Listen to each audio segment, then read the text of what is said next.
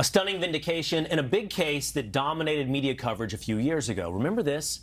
In 2021, a 13-year-old black student, Samarian Humphrey, claimed his white friend, Asher Vann, shot him with BB guns and forced him to drink urine at a sleepover. Now, the story made a lot of headlines, being called race-based bullying. A Black Lives Matter group, of course, got involved. As police and school officials investigated the case, though, it began to unravel. The full story wasn't adding up. Vann was never formally charged, and instead he brought a civil suit against Humphrey's mother, Summer Smith. Now, 5 years later, a jury has awarded Vann $3.2 million in damages, finding Smith inflicted emotional distress and invaded his privacy.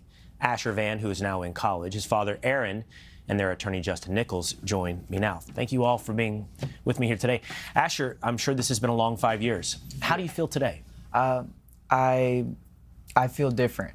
I don't feel so scared and so little as I did back then.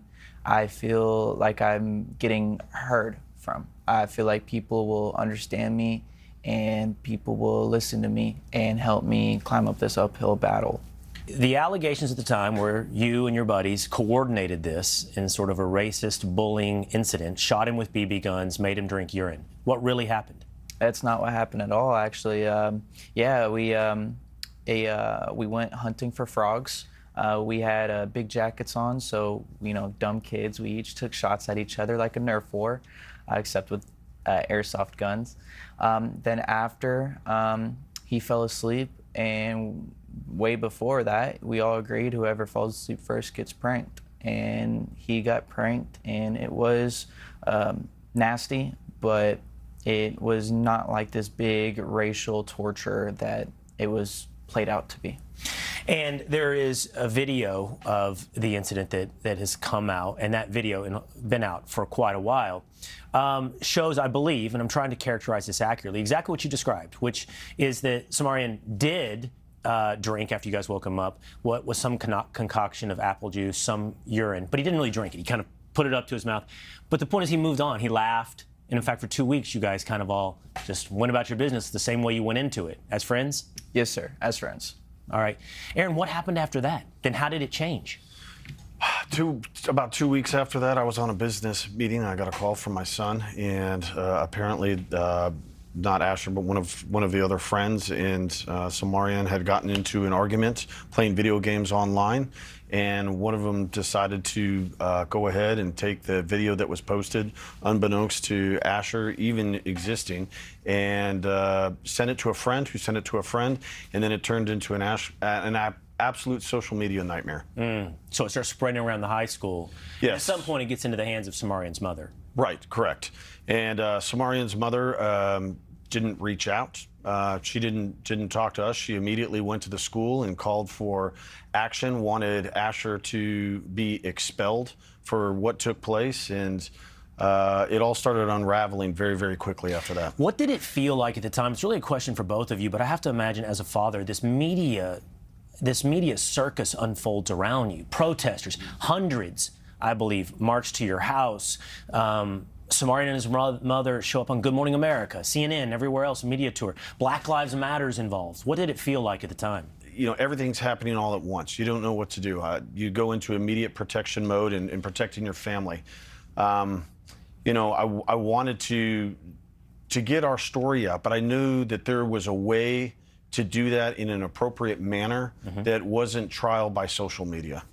And ultimately, that does land over here with Justin and the case to, in part, rehabilitate or recover Asher's reputation. It ultimately ends up in a case for intentional infliction of emotional distress and invasion of privacy.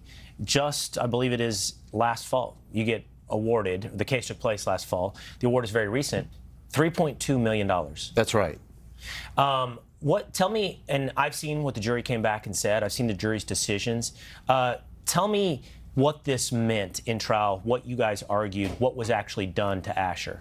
Sure. Unlike the opportunity that we weren't given 5 years ago, this was an opportunity to go step by step with the jury through the process of what really happened, what the investigation shows, the actual facts, and then how those facts were spun for publicity and profit by Ms. Smith and her attorney, all at the expense of these young boys. And what was the racial makeup of the jury that awarded Asher $3.2 million?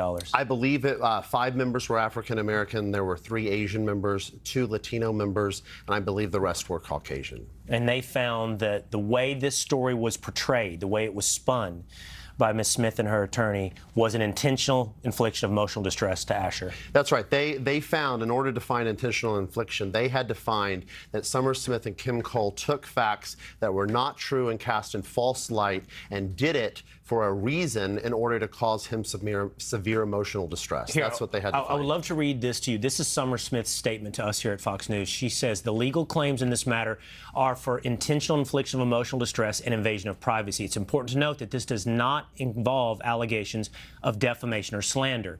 Additionally, it's just as important to note that this decision will be appealed. I remain steadfast in my commitment to seeking justice for my son and will continue to fight vigorously on his behalf. What do you say, Justin? Well, I want to be very clear. Defamation was part of it. It was not a claim because by the time we got to the lawsuit, Texas has a very short statute of limitations. So that claim could not be asserted.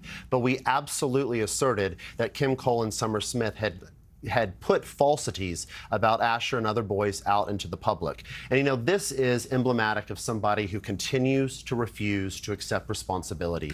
Throughout the case, throughout their depositions, and even on the stand, they continued to push this false narrative of racism that they know did not exist, that was untrue, and they continue to double down instead of finally taking some responsibility for hurting so many lives.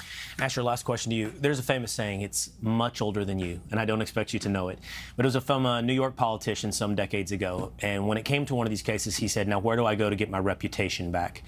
Today, you feel like you've been heard. Do you feel vindicated? Do you feel like your reputation has been restored? How do you feel about everything that has transpired?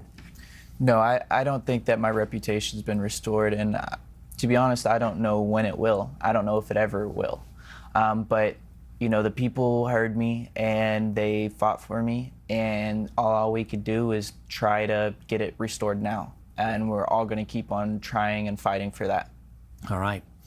Asher and Aaron, Vann and Justin Nichols, thank you all for being with us here today. Thanks so much, Will. Okay. All right, now to this. Vice President J.D. Vance sitting down with Martha MacCallum in the last hour. He addressed speculation about a White House run in 2028. Marco is my closest friend in the administration. I think he's doing a great job for the American people. But most importantly, we all have to continue doing a good job for the American people, from the president on down. And that's what we're focused on. I think it's so interesting. The media wants to create this conflict where there just isn't any conflict. Marco's doing a great job. I'm trying to do as good of a job as I can. The president's doing a great job. We're going to keep on working together. But surely, as vice president, you'd like to be president. Would I? Well, look, I think, again, I'm going to try to do as good of a job as I can right now. All right, coming up, a school anti-ICE protest displays this disturbing image of a crucified President Trump. Is indoctrination behind this disgusting behavior? That's next.